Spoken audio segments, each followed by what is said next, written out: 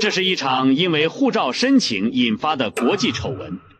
國民党為了阻止鄧颖超出席國際會議，無視他的護照申請，外交部和社會部互踢皮球。鄧颖超忍无可忍，召開記者會揭露真相。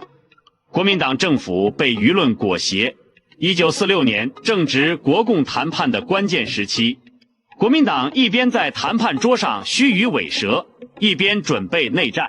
就在這個敏感節點，鄧穎超收到了國際民主婦聯的會議邀請，6月27日去巴黎參加執委會議。這個邀請的分量不輕。國際民主婦聯剛在1945年底成立，是戰後最有影響力的國際進步組織之一。中國只有5名正式執委和2名候補執委的名額，其中解放區婦聯占了2個正式執委席位。鄧穎超出席這次會議，既能展示中共的和平立場，又能在國際舞台上揭露國民黨的內戰陰謀。5月上旬，鄧穎超就向國民黨外交部遞交了護照申請。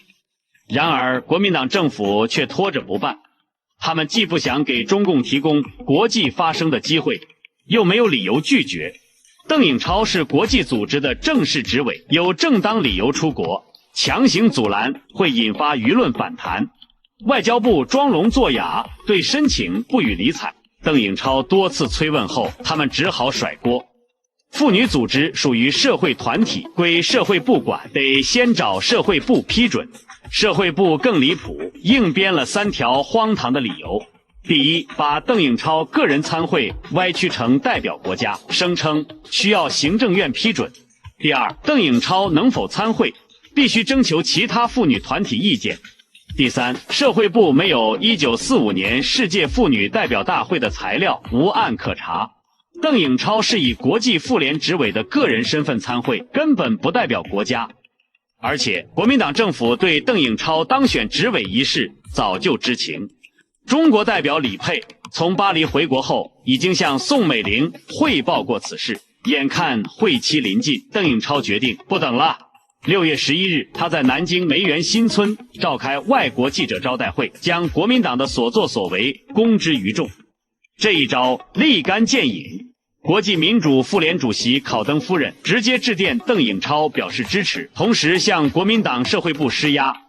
國際婦聯秘書長更是4次跑到中國駐法使館交涉，連國民党內部都有人看不下去，認為這樣做太過分。